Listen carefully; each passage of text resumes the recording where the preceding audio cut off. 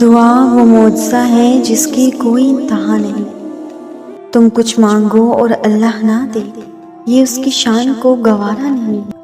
تہجد کی دعائیں تو دل بدل دیتی ہیں، انسان بدل دیتی ہیں، اور تم اپنے نصیب کا بدلنا مانگ رہے ہو اور تمہیں لگتا ہے کہ اللہ تمہارا نصیب نہیں بدلے گا۔ دعاؤں میں تو اتنی طاقت ہوتی ہے کہ اللہ سے ہر بات منوا لی جاتی ہے۔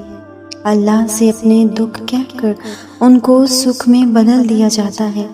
اللہ کے سامنے اپنی التجائیں رکھ کر ان پر کن کہلوا لیا جاتا ہے۔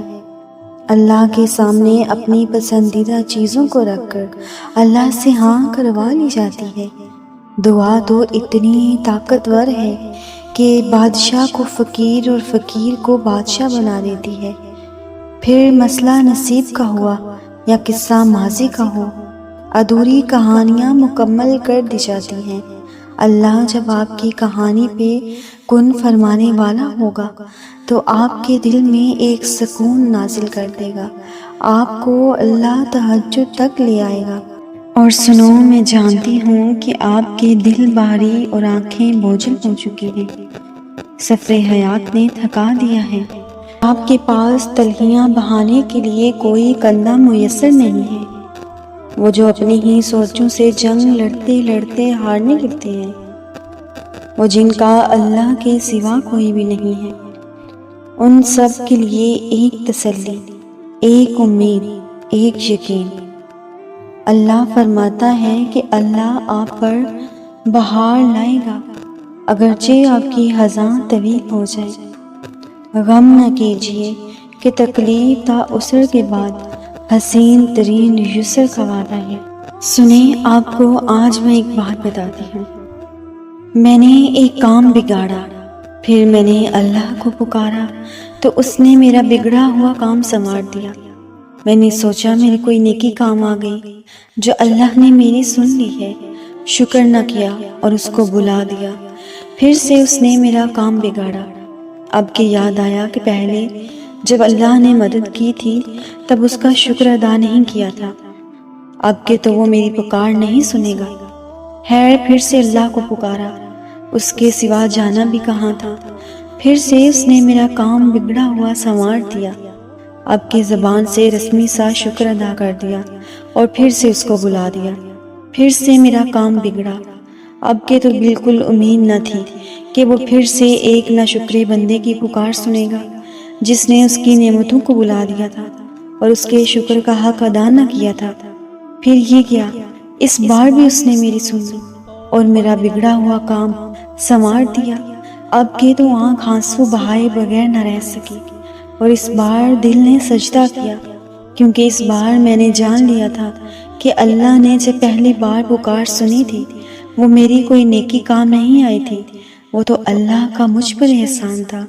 اس کی تو شان ہی ایسی ہے کہ وہ پکارنے والے کو خالی ہاتھ نہیں لوٹاتا۔ اب سمجھ میں آیا کہ میں تو ہمیشہ سے ہی گناہگار ہوں، کہ جس کا کام تو کام بگاڑنا ہے اور اس کی ذات ہے کہ جس کا کام ہے میرے تمام کاموں کو سنوارنا۔ آج یہ عالم ہے کہ آج میرے سارے کام ہی اس نے سنبھال رکھے ہیں اور میرا کام بس اس کے آگے شکر سے سجدے میں جھک جانا ہے، کیونکہ وہ رب ہے، میری سوچ میں نہیں سما سکتا، میری سوچ ہمیشہ اس کے آگے چھوٹی پڑ جاتی ہے۔ کیونکہ اللہ پاک قرآن پاک میں خود فرماتے ہیں کہ پرہیزگاروں کے لیے اللہ کے پاس نعمت کے باغ ہے، کیا ہم فرما برداروں کو نافرمانوں کی طرح نعمتوں سے محروم کر دیں گے؟ اور اللہ کو بتایا کریں کہ آپ کتنی تکلیف میں ہیں، آپ کیا محسوس کر رہے ہیں۔ اللہ کے آگے رو لینے سے، اللہ سے بات کر لینے سے اللہ پاک دل میں سکون اتار دیتا ہے۔ اللہ کو کہیں کہ ہمارے لیے آسانیاں کر دے، اللہ سے التجائی کریں، اللہ کو بتائیں کہ آپ ان سے دور نہیں ہونا چاہتے، اللہ کو کہیں کہ بس آپ کا ساتھ ہونا ہی میرے لیے کافی ہے۔ اللہ سے بات کریں، اللہ کے سامنے اپنی پریشانیاں رکھیں، اللہ کے آگے کھل جائیں، روئیں اللہ سبحانہ و تعالیٰ کے سامنے۔ اور دل کھول کر اللہ کو بیان کرے اور فوراً کرے. جیسے ہی پریشانی آتی ہے نا، فوراً اللہ کے آگے جھک جایا کرے. اور آخر میں میری آپ سب کے لیے دعا ہے کہ اللہ تعالیٰ آپ کو دلی سکون عطا فرمائے. اللہ آپ کے دل کو اتنا مضبوط کر دے کہ کسی انسان کے ہونے یا نہ ہونے سے آپ کو کوئی فرق نہ پڑے. اللہ آپ کو اتنا طاقتور بنا دے کہ کسی شخص کے رویے سے آپ کا دل بے چین نہ ہو. اللہ آپ کے دل کو اتنا طاقتور بنا دے کہ صرف اللہ کے ہونے نہ ہونے سے آپ کو فرق پڑے. آمین یا رب العالمین.